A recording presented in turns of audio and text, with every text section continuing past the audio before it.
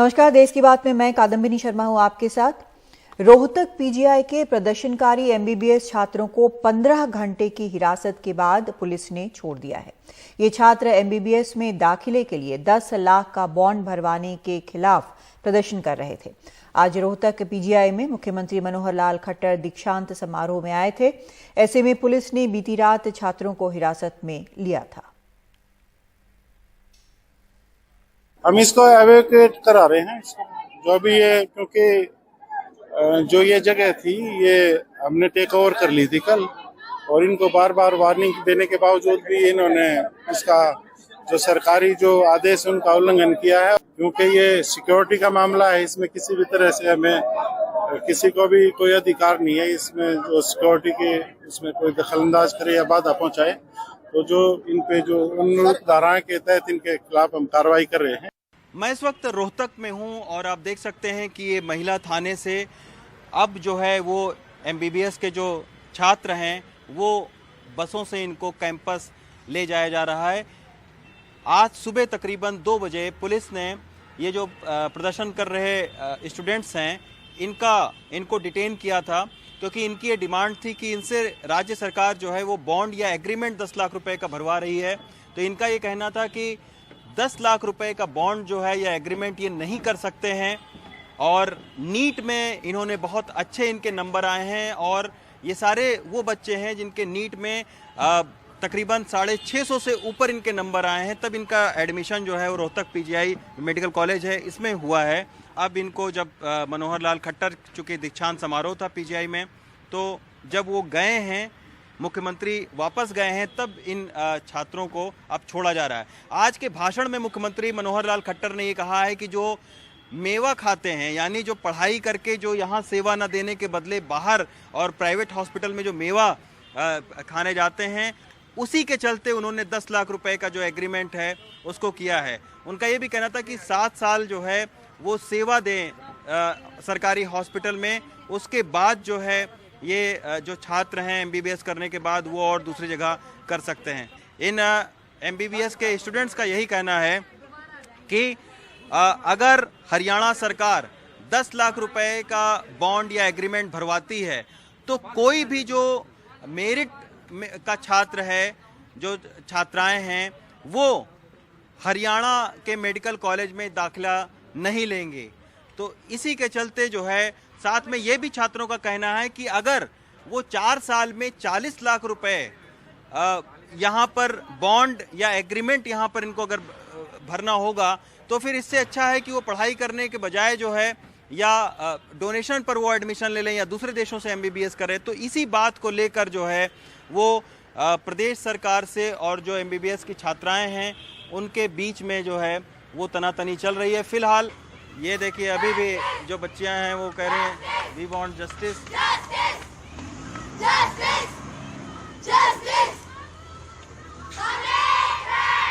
तो ये आप देखिए, इनको, ये पीजीआई के छात्राएं हैं जो कि कल सुबह, यानी आज सुबह 3 बजे इनको डिटेन किया गया था, और उसके बाद में ये शाम हो गई है, आज ये 5 बज रहा है, अब इनको छोड़ा गया है। लेकिन उसके बावजूद जो सरकार है और जो एमबीबीएस के छात्र हैं, जो प्रदर्शनकारी, उनके बीच में अभी भी तनातनी बॉन्ड और एग्रीमेंट को लेकर बनी हुई है। रोहतक से अश्विनी मेहरा के साथ रवीश रंजन शुक्ला, एनडीटीवी इंडिया।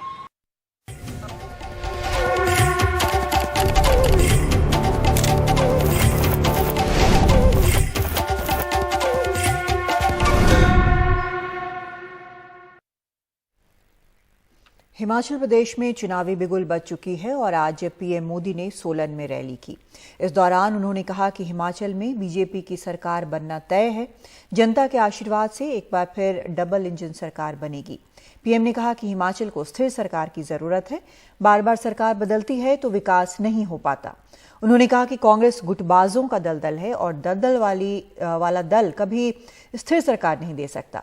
साथ ही पीएम मोदी ने बिना नाम लिए विपक्षी दलों पर निशाना साधा। कहा कि कई ऐसे समूह हैं जो अपने आप को कट्टर ईमानदार कहते हैं और फिर भ्रष्टाचार करते हैं।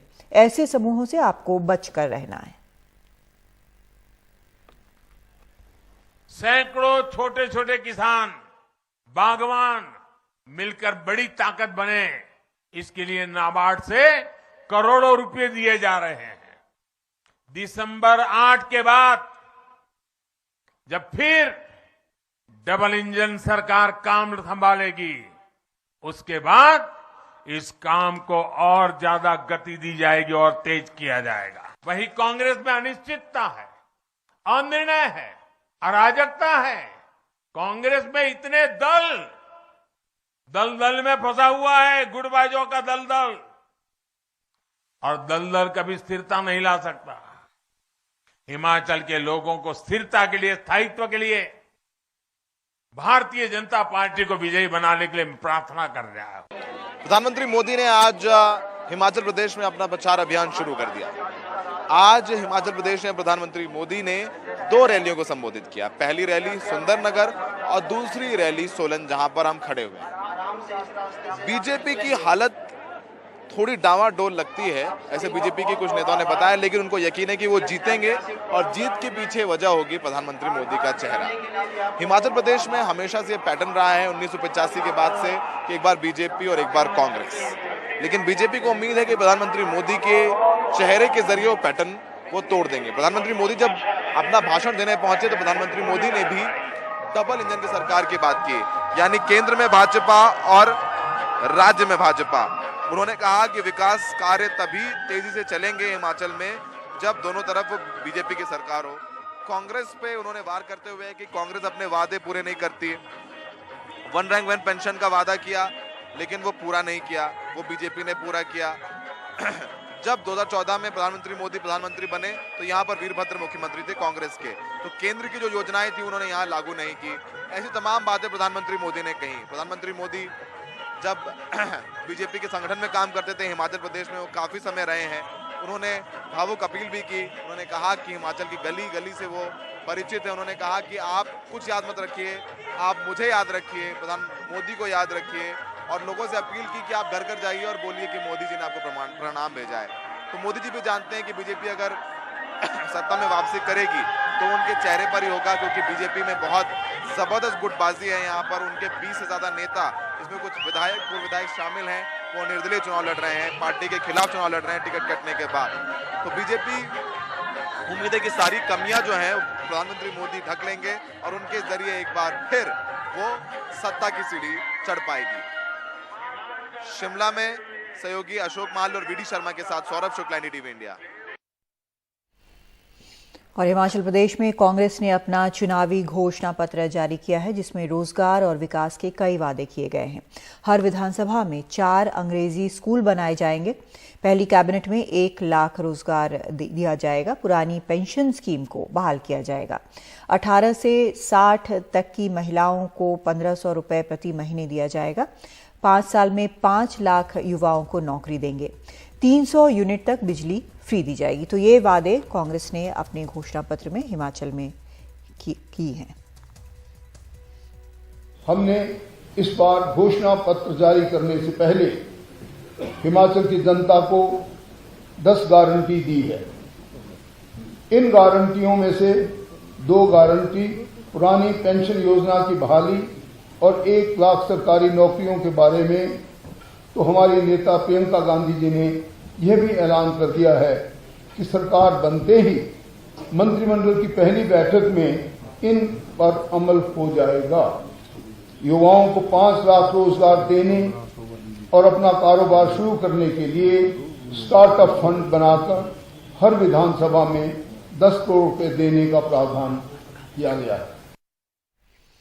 हमारे सहयोगी सौरभ शुक्ला ने कांग्रेस नेता राजीव शुक्ला से हिमाचल प्रदेश में कांग्रेस की संभावनाओं पर बात की। हम इस वक्त शिमला में हैं और शिमला में कांग्रेस ने हिमाचल प्रदेश चुनाव के लिए अपना घोषणा पत्र जारी कर दिया। घोषणा पत्र हमारे हाथ में है और तमाम बड़ी अनाउंसमेंट घोषणाएं की गई हैं, जिसमें सरकारी नौकरी 1 लाख पहली कैबिनेट में। हमारे साथ बात करने के लिए कांग्रेस के महासचिव और हिमाचल के इंचार्ज राजीव शुक्ला जी हैं, जो कि लगातार हिमाचल में है, टिकट बांटने से लेकर घोषणा पत्र लॉन्च करने और रैलियों करवाने में भी। कल प्रियंका जी के भी साथ में थे। सर, पहले तो घोषणा पत्र के बारे में बात करते हैं। क्या बड़ी घोषणाएं हैं और उनको आप कैसे पूरा करेंगे? देखिए, जो हमने 10 गारंटी दी है वो मुख्य हिस्सा है इस मैनिफेस्टो का जो हमने जारी किया, जिसमें निश्चित रूप से जो आपने बात की, पहली बात है ओपीएस की। हम ओल्ड पेंशन स्कीम लागू करेंगे, जो हमारी राजस्थान और छत्तीसगढ़ सरकारों ने लागू कर दिया। हिमाचल में पहली कैबिनेट में भी में ही उसको लागू कर दिया जाएगा। दूसरा है कि 1 लाख रोजगार हम देंगे। 65,000 ऑलरेडी गवर्नमेंट वैकेंसीज पड़ी हैं जो भाजपा सरकार ने नहीं भरी, हाँ वो हम भरेंगे, और 35,000 नई वैकेंसी क्रिएट करके 1 लाख लोगों को रोजगार देंगे। इसके अलावा हम 5 लाख रोजगार की अलग व्यवस्था करेंगे, और उसके अलावा हम इस स्टार्टअप फंड शुरू कर रहे हैं 680 करोड़ का। 10 करोड़ हर पार्लियामेंट उसमें असेंबली कॉन्स्टिट्यूंसी में बिना ब्याज के हम युवाओं को देंगे कि आप अपना काम धंधा शुरू कर सकें। ये तो उसकी मुख्य बात है। 300 यूनिट बिजली फ्री आपको पता है, और महिलाओं को 18 से 60 साल तक की महिलाओं को हम 1,500 रुपए महीने देंगे। सर, ओल्ड पेंशन स्कीम, पुरानी पेंशन स्कीम की बहुत बातें हो रही हैं। बीजेपी कह रही है कि आप ये लागू नहीं कर पाएंगे, और जाहिर सी बात है ओल्ड पेंशन स्कीम के लिए पैसा कहां से आएगा, सेंटर में बीजेपी की सरकार है, तो लोग उसमें यही कह रहे हैं कि केंद्र में कांग्रेस नहीं है तो ओल्ड पेंशन दे नहीं पाएगी। इस बात की चर्चा है चुनाव में। देखिए है क्या कि जब मनरेगा हम लाए थे तब भी इन्होंने कहा था कि लागू नहीं हो पाएगा। मनरेगा की बड़ी आलोचना बीजेपी ने की थी, और मनरेगा लागू हो गया, लोगों को उसको फायदा लगा। अब उसी मनरेगा की तारीफ करते बीजेपी के नेता घूम रहे हैं। ऐसे उन्होंने जब हमने कर्ज माफी की बात की थी, किसानों कर्ज माफी, तब भी इन्होंने मजाक बनाया कि हो ही नहीं सकता, पैसा कहाँ से कर्ज माफ। मनमोहन सिंह सरकार ने भी किए, उस समय तो आपको पता 70,000 करोड़ के कर्ज माफ किए, और इन 3 सरकारों ने भी, राजस्थान, छत्तीसगढ़, कमलनाथ जी जब आए थे तो उन्होंने मध्य प्रदेश में भी कर्ज माफी का पूरा लागू किया। उसी तरह से हम पैसा जनरेट करना जानते हैं कि कैसे पैसा जनरेट करके करोगे। ये तो कर्मचारियों का खुद का पैसा है, खाली वो केंद्र सरकार ले लेती है उस पैसे को। एनपीएस की बात कर रहे हैं आप? हाँ, तो जो है वो पिछला जो उनके पास चला गया उसकी लड़ाई लड़ेंगे कि राज्यों को वापस किया जाए, और आगे से हमने शुरू कर दिया उनके खातों में जाना। चलिए, अब राजनीतिक बातों पर चर्चा करते हैं। ये भी एक राजनीतिक पहलू था, लेकिन अब प्रचार आखिरी दौर में जा रहा है अपना। प्रियंका गांधी ने कल रैली की, कितने कॉन्फिडेंट हैं आप? क्योंकि प्रियंका जी आए, लोग ये भी कह रहे हैं राहुल जी नहीं आए, और आप चूंकि यहाँ इंचार्ज हैं, टिकट बंटवारे आपके यहाँ, बीजेपी बागियों से लड़ रही है तो आपके यहाँ भी बागी हैं, तो ये तमाम फैक्टर्स को ध्यान में रखते हुए कहाँ देखते हैं कांग्रेस? हमारे यहाँ बहुत कम बागी हैं, हमसे 3 गुना ज्यादा बागी बीजेपी में, उनके बागी बैठे नहीं। हमारे बहुत से बागियों ने नाम भरे थे, उन्होंने सबने विड्रॉ कर लिए। वहाँ पे हम लोगों ने उनसे बात की, उन्होंने विड्रॉ कर लिए। तो बागियों की समस्या में 2-4 सीट पे इससे ज़्यादा नहीं है। रही बात यह है कि प्रियंका जी की, तो प्रियंका जी लगातार यहाँ पे चुनाव रैलियाँ कर रही हैं। चूँकि राहुल जी भारत जोड़ो यात्रा में है, उसका प्रभाव यहाँ के जनमानस पे भी बहुत पड़ रहा, इसलिए वो नहीं आ पा रहे हैं। तो यहाँ पे प्रियंका जी उनके जगह पे यहाँ पे रैलियाँ कर रही हैं। प्रधानमंत्री मोदी ताबड़तोड़ रैली करना है आज सोलन में और सुंदरनगर में, फिर 9 तारीख को भी हैं। बीजेपी प्रधानमंत्री मोदी के चेहरे पर ही आगे लड़ रही है। वो कह रहे हैं कि हमारे बाकी सारी कमियां सुलझ जाएंगी, प्रधानमंत्री मोदी के चेहरे पर लोग वोट दे देंगे। उसका जवाब क्या है? उसका जवाब ये है कि एक तो आपके सवाल में ही नहीं था उसका जवाब।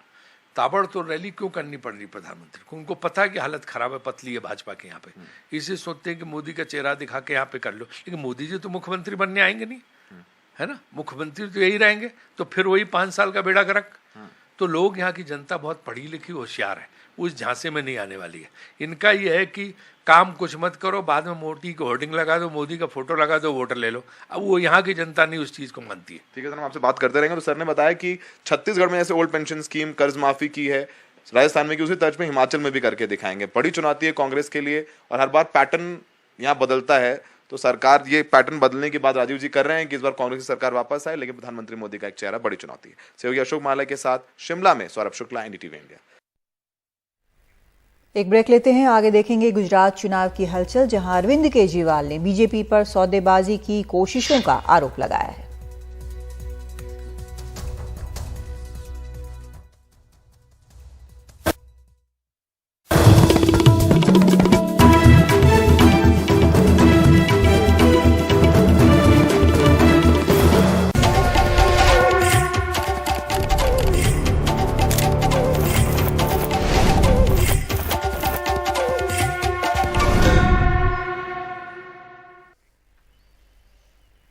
अहमदाबाद में एनडीटीवी के टाउन हॉल कार्यक्रम में अरविंद केजरीवाल ने बीजेपी पर बड़ा आरोप लगाया। अरविंद केजरीवाल ने कहा कि बीजेपी ने ऑफर दिया कि गुजरात चुनाव मत लड़ो, सत्येंद्र जैन मनीष सिसोदिया को छोड़ देंगे। सीबीआई ने मनीष सिसोदिया से कहा कि केजरीवाल का साथ छोड़ दो, आपको सीएम बना देंगे। केजरीवाल ने मोरबी की घटना को लेकर बीजेपी को भी घेरा। उन्होंने कहा कि मोरबी में पुल गिरने से राज्य में भ्रष्टाचार की सीमा का पता चलता है। साथ ही उन्होंने कहा कि असली दोषियों को बचाया जा रहा है। इसके अलावा उन्होंने कहा कि इस बार गुजरात में आम आदमी पार्टी की सरकार बनेगी, क्योंकि गुजरात की जनता भ्रष्टाचार और महंगाई से परेशान है। इनका काम केवल तोड़ना है, इनका काम केवल हर स्टेट में जा जाके एमएलए खरीदना है इनका काम। कानूनी कार्रवाई करेंगे आप भी? ये मनीष के खिलाफ और सतिंदर जैन के खिलाफ जो कार्रवाई चल रही है, ये मामला करप्शन का नहीं है, ये मामला इलेक्शन का। देखिए, ये मोरबी का जो पूरा इंसिडेंट हुआ, ये भ्रष्टाचार की एक तरह से लिमिट दिखाता है इन लोगों का। एक घड़ी बनाने वाली कंपनी को आप पुल बनाने का काम कैसे दे सकते हैं? उनका कोई एक्सपीरियंस नहीं है घड़ी बनाने वाली, वो घड़ियाँ बनाते हैं, उन्होंने कभी पुल नहीं बनाया। उनको कैसे मिल सकता है कॉन्ट्रैक्ट एक पुल रिपेयर करने का, मेंटेन करने का, बनाने का? दूसरी चीज़ कि बिना टेंडर के, मैंने कई मीडिया में पढ़ा कि शायद कलेक्टर ने विरोध किया, तो उसमें लिखा हुआ था मीडिया में कि गांधीनगर से फ़ोन आया कि इस कंपनी को दे दो। गांधीनगर से किसने फ़ोन किया? कौन था वो नेता? उस फ़ोन की वजह से बिना टेंडर के इस कंपनी को कॉन्ट्रैक्ट दे दिया जाता है। यहाँ तो 150 लोग मर गए, फिर भी कोई मुख्यमंत्री का रिजाइन नहीं मांग रहा है जर्नलिज्म। पहले भी बोला था, कहते थे कि पंजाब और हरियाणा की वजह से ऐसा हो रहा है। पंजाब चुनाव से पहले आपने कहा था कि हमारी सरकार बनेगी तो समस्या बहुत सुधरेगी। मैं आज भी कह रहा हूँ सुधरेगी। आज में भी मैं जिम्मेदारी ले रहा हूँ, मैं अपनी जिम्मेदारी से भाग ही नहीं रहा।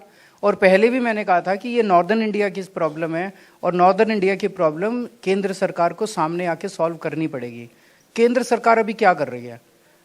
कमरा बंद करके अंदर से कुंडी लगा के और मीडिया को बोल दिया केजरीवाल को ठोको, और केजरीवाल को ठोक रहे हैं मीडिया वाले। इससे समाधान निकलेगा? समाधान तो नहीं निकलता ना। जनता को तो ये पसंद नहीं है। वो देख रहे हैं यार कि मेरा क्या कसूर? अगर बिहार के अंदर पोल्यूशन है, मैं क्या करूंगा? उत्तर प्रदेश के पोल्यूशन का, हरियाणा के पोल्यूशन का मैं क्या कर सकता हूं? मैं कुछ नहीं कर सकता। लेकिन पंजाब की हम जिम्मेदारी ले रहे हैं, फिर से ले रहे हैं। कई सारे समाधानों पर काम कर रहे हैं, कई एक्सपर्ट से भी राय ली है। 1 साल के अंदर मैं आपको यकीन दिला रहा हूं, सुधार होगा, काफी सुधार होगा। वो डिसाइड करेंगे कि आप डिसाइड, आपका टीवी चैनल डिसाइड करता है गेस्ट, कि बीजेपी और कांग्रेस डिसाइड करते हैं? हम तो बिल्कुल स्वतंत्र रूप से डिसाइड करते हैं। तो फिर ये बीजेपी की धमकी दे रही है कि आम आदमी पार्टी आएगी तो हम नहीं आएंगे, कांग्रेस धमकी दे रही है कि आम आदमी पार्टी नहीं आएगी तो हम नहीं।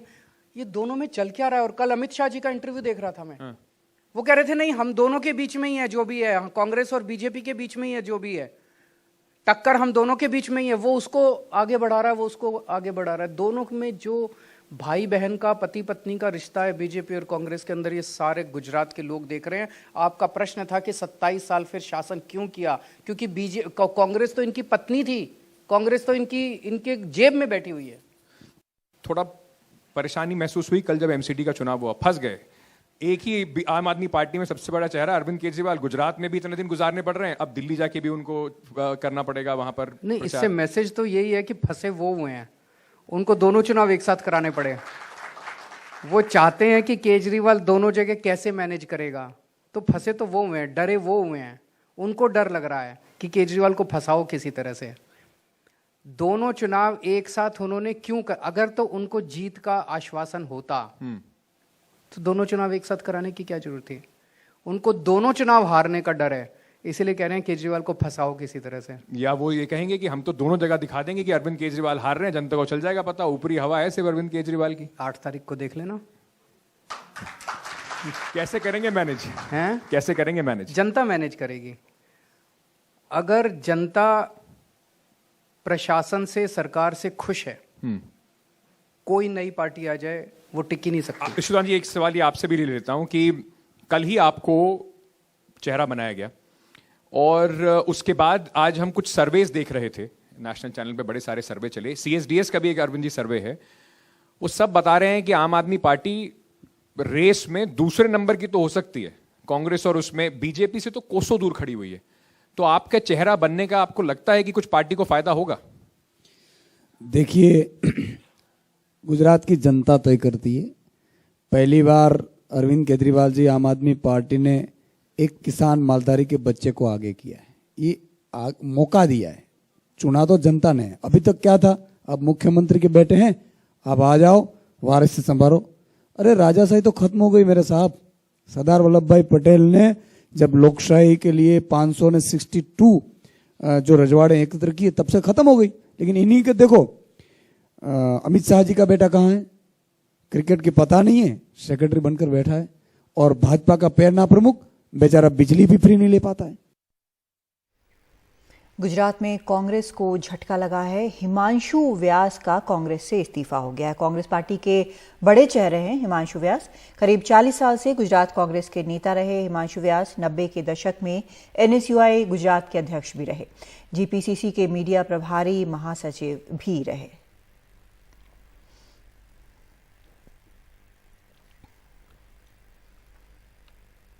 दूसरी तरफ गुजरात में चुनाव से ठीक पहले बीजेपी को भी बड़ा झटका लगा है। यहां के पूर्व स्वास्थ्य मंत्री और बीजेपी के अनुभवी नेता जय नारायण व्यास ने आखिरकार बीजेपी छोड़ दी। जय नारायण व्यास ने बीजेपी की प्राथमिक सदस्यता से इस्तीफा दे दिया है। आपको बता दें, व्यास सिद्धपुर सीट से चुनाव लड़ना चाहते थे। हाल ही में उनकी राजस्थान के मुख्यमंत्री अशोक गहलोत से मुलाकात हुई थी, जो कांग्रेस की ओर से गुजरात के विशेष चुनाव अधिकारी हैं। तभी से इस तरह के कयास लग रहे थे कि बीजेपी से जय नारायण व्यास की जो नाराजगी चल रही है वो बीजेपी छोड़ कांग्रेस में शामिल हो सकते हैं। देखना यह होगा कि लंबे वक्त से बीजेपी ने उन्हें जो किनारे कर रखा था, ऐसे में वो कांग्रेस या आम आदमी पार्टी किसका हाथ थामते हैं।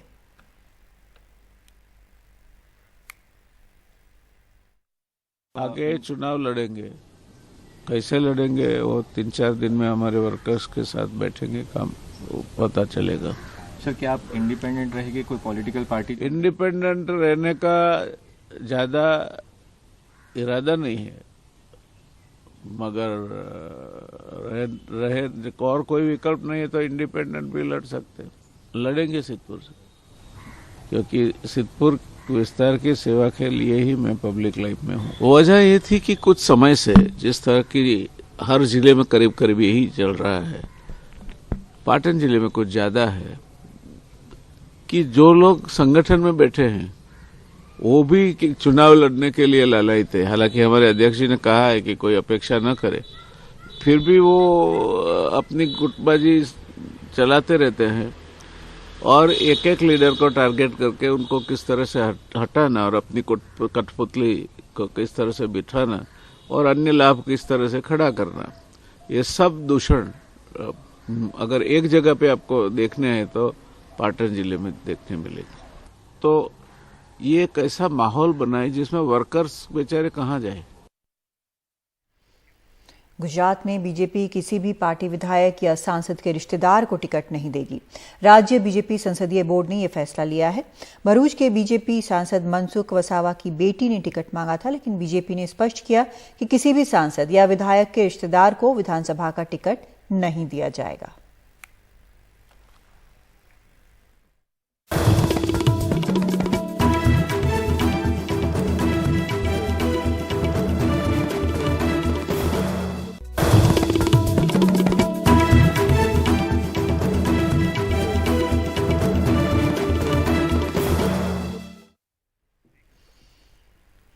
उत्तर प्रदेश के बाहुबली नेता मुख्तार अंसारी के बेटे अब्बास अंसारी को प्रवर्तन निदेशालय ने मनी लॉन्ड्रिंग मामले में पूछताछ के बाद गिरफ्तार कर लिया।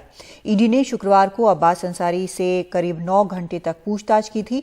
मनी लॉन्ड्रिंग का ये मामला अवैध संपत्तियों से जुड़ा है। शुक्रवार को प्रयागराज में माफिया डॉन मुख्तार अंसारी के बेटे अब्बास अंसारी ईडी दफ्तर में पेश हुए। अब्बास से करीब 9 घंटे लंबी पूछताछ हुई। आरोप है कि वो ईडी के सवालों का सही तरीके से जवाब नहीं दे पाए, इसलिए अवैध संपत्तियों से जुड़े मनी लॉन्ड्रिंग के मामले में उन्हें गिरफ्तार कर लिया गया। अब्बास अंसारी को ईडी ने बुलाया था, दूसरी बार बुलाई गई थी और 2 बजे करीब आए थे। 11 बजे तक पूछताछ करने के बाद जैसे ही जो है अब्बास अंसारी नीचे आए हैं, गिरफ्तार करके और किसी अज्ञात स्थान पे लेके चले गए। काफी पोस्ट थी, बहुत पोस्ट। अब्बास अंसारी मऊ से विधायक हैं। ईडी ने जुलाई 2021 में उनके पिता मुख्तार अंसारी और अन्य के खिलाफ मनी लॉन्ड्रिंग का केस दर्ज किया था। इससे पहले अब्बास से पहले राउंड की पूछताछ 20 मई को की गई थी। ईडी ने अब्बास अंसारी और उनकी मां अफसा अंसारी के खिलाफ पिछले महीने लुकआउट नोटिस जारी किया था। इस मामले में मुख्तार अंसारी के दोनों बेटों और उनके भाइयों से भी पूछताछ की जा चुकी है। ईडी मुख्तार अंसारी की चल और अचल संपत्तियों की जांच कर रही है। मुख्तार अंसारी पर आरोप है कि उन्होंने अवैध तरीके से काफी धन इकट्ठा किया है। आरोप है कि अफसा अंसारी ने अपनी कंपनी विकास कंस्ट्रक्शन के जरिए सरकारी जमीन पर एक गोदाम बनाया, फिर इसी गोदाम को एफसीआई को 15 करोड़ रुपए में किराए पर दे दिया। ईडी ने इस मामले में मुख्तार अंसारी के गाजीपुर, लखनऊ और दिल्ली के 12 ठिकानों पर छापेमारी की थी और पैसों के लेन देन से जुड़े सबूत इकट्ठा किए थे। मुख्तार अंसारी की 1.48 करोड़ की अचल संपत्ति भी जब्त की थी। मुख्तार अंसारी अभी उत्तर प्रदेश की बांदा जेल में बंद हैं। मुख्तार अंसारी के खिलाफ यूपी में 50 से ज्यादा आपराधिक मामले दर्ज हैं। मुख्तार अंसारी तो लंबे समय से जेल में बंद हैं ही। जांच एजेंसियां अब उनके परिवार पर लगातार शिकंजा कसती जा रही हैं। अब्बास अंसारी अब ईडी की कस्टडी में है। देखना होगा कि उनसे पूछताछ के बाद और क्या बातें सामने आती हैं। लखनऊ और दिल्ली से मुकेश सिंह, एनडीटीवी इंडिया। दिल्ली के उप मुख्यमंत्री मनीष सिसोदिया ने दावा किया है कि उनके पीए को ईडी ने गिरफ्तार कर लिया है। एक ट्वीट कर सिसोदिया ने इस बात की जानकारी दी है। हालांकि अब तक इस खबर की पुष्टि नहीं हो पाई है। ये बात सामने आ रही है कि सिसोदिया के पीए से ईडी पूछताछ कर रही है। सिसोदिया के पीए का नाम देवेंद्र शर्मा उर्फ रिंकू है और इसी सिलसिले में आज कुछ जगह ईडी की छापेमारी भी हुई है। और यहाँ पर सिसोदिया ने जो ट्वीट किया है वो हम आपको बता दें। उन्होंने लिखा, इन्होंने झूठी एफआईआर कर मेरे घर रेड करवाई, बैंक लॉकर तलाश लिए, मेरे गांव में भी जांच कर ली, लेकिन मेरे खिलाफ कहीं कुछ नहीं मिला। आज इन्होंने मेरे पीए के घर ईडी की रेड करी, वहां भी कुछ नहीं मिला, तो अब उसको गिरफ्तार करके ले गए हैं। भाजपा वालों, चुनाव में हार का इतना डर।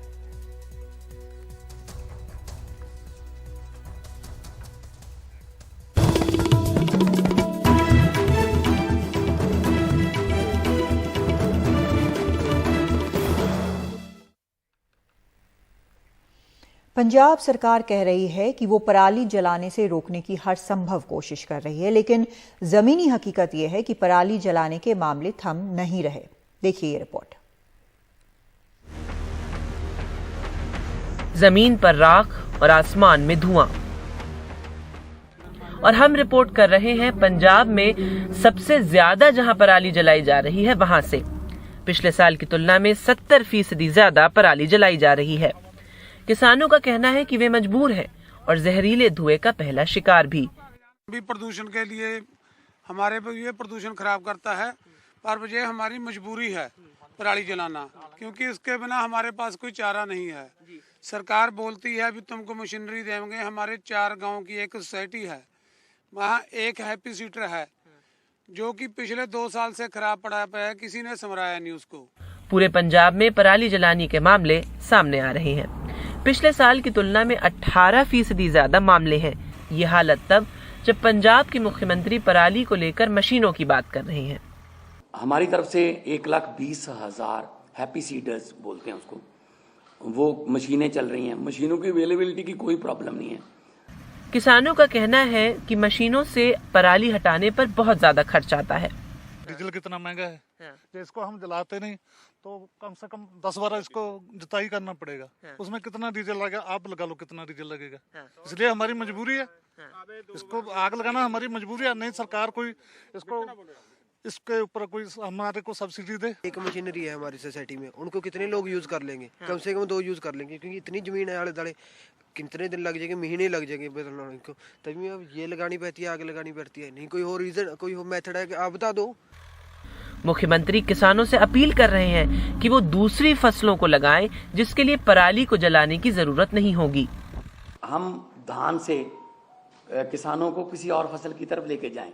किसान को उतना ही पैसे जितना धान बीज कर 1 एकड़ से उसकी कमाई होती है, किसी और फसल से हो जाए, चाहे तो वो सरसों हो, चाहे बाजरा हो, सूरजमुखी हो, पॉपुलर हो, सब्जियां हो, लेकिन मार्केटिंग चाहिए। तो इसके लिए हमने अभी से काम शुरू कर दिया। किसानों का कहना है कि न्यूनतम समर्थन मूल्य पर अगर गारंटी मिले तो वो फसल बदलने पर सोच सकते हैं। हम इसके लिए तैयार हैं। ये हमारा खाना नहीं है पंजाब का। हाँ। जो चावल है ये यूपी का, बिहार का खाना है, हम का खाना नहीं है। बिल्कुल हम सिर्फ पंजाब, हरियाणा के लिए, यूपी के लिए, इंडिया के लिए चावल उगाते हैं। हमारा बिल्कुल खाना नहीं। हमारे को MSP दिए सेंट्रल गवर्नमेंट। जो दूसरी चीजें हैं, मक्की है, मूंगफली है और सूरजमुखी है और दालें हैं, हमको MSP दिए, हम बंद कर देगा। हर साल, साल दर साल यही दृश्य देखने को मिलते हैं। आखिर कब तक भारत का किसान मजबूर होगा पराली जलाने के लिए? कब सरकार इनको इंसेंटिव्स देगी ताकि ये पराली जलाना बंद कर सके? यहाँ पर किसान मजबूर और उत्तर भारत के सभी बच्चे जहरीली हवा में सांस ले रहे हैं। ये सवाल हम पूछते रहेंगे जब तक सरकार इनका ठोस जवाब नहीं देती। पटियाला में कैमरा सहयोगी संजय कौशिक के साथ वेदांत, NDTV। यूपी के गढ़ मुक्तेश्वर में कार्तिक मेले में 25 से 30 लाख लोगों के जुटने की संभावना है। पश्चिमी यूपी का कुंभ कहे जाने वाले इस मेले में लंपी की वजह से पशु मेला नहीं लगेगा। इसकी वजह से दूर दूर से आने वाले पशुपालक थोड़े निराश हैं। लेकिन इस मेले की खासियत क्या है, बता रहे हैं हमारे संवाददाता रविशंजन शुक्ला।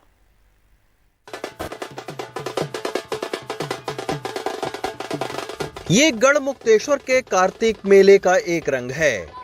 दूर दूर से श्रद्धालु अपने पुरखों को दीपदान करने और मनौती मांगने के लिए गंगा के तट पर पहुंच रहे हैं।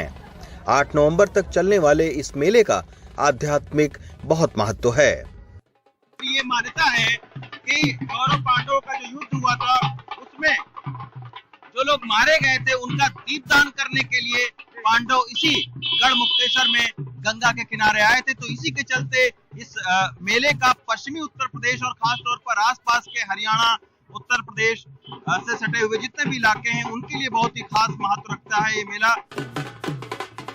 यही वजह है कि हरियाणा के सुमेर मलिक जैसे लाखों परिवार नाचते गाते एक साल बाद कार्तिक मेले में फिर पहुंचे हैं।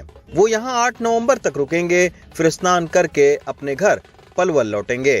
परिवार के साथ जितनी भी बहनें हैं, मेरी बुआ जी है, चाची है, ताई है, ये ग्रामीण क्षेत्र में परंपरा रही है। ये कुआं पूजन की, जब एक छोटा बच्चा होता है तो कुआं पूजन का प्रमुख जो है एक कार्यक्रम होता है ग्रामीण अंचल में, तो ये प्राचीन समय से ही चला आ रहा है।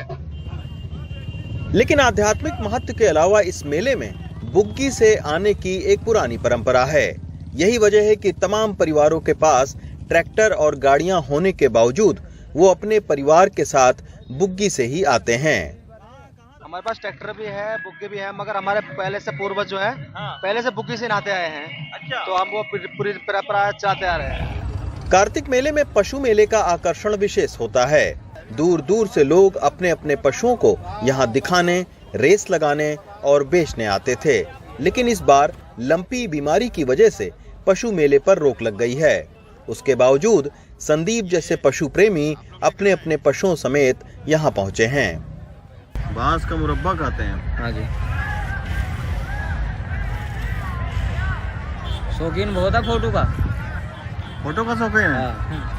अच्छा, शौकीन बहुत है फोटो का। गंगा नदी के किनारे लगने वाला ये मेला हापुड़, मेरठ और अमरोहा की सीमाओं तक फैला है। मेले में 25 लाख से ज्यादा श्रद्धालुओं के जुटने की उम्मीद है। लिहाजा पुलिस की व्यवस्था भी चाक चौबंद है। जिस दिन कार्तिक पूर्णिमा की रात को दीपदान भी यहाँ पे होता है, तो लगभग 25 से 30 लाख लास्ट ईयर भी यहाँ पे श्रद्धालु आए थे जिन्होंने उस दिन यहाँ पे गंगा जी में स्नान किया था। तो उनके लिए भी हमारी पूरी व्यवस्थाएं रहती हैं। रूट डाइवर्जन जो है वो भी कल आज से इम्प्लीमेंट हुआ है और उसकी भी हमारी पूरी प्लानिंग हो गई है। हमारा लगातार यही प्रयास है कि जो श्रद्धालु यहाँ पे आते हैं उनको किसी भी प्रकार की असुविधा ना हो।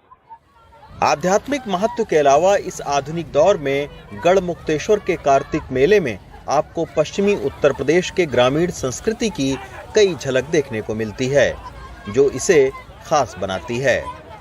गढ़ मुक्तेश्वर से अदनान के साथ रविशंजन शुक्ला, NDTV इंडिया।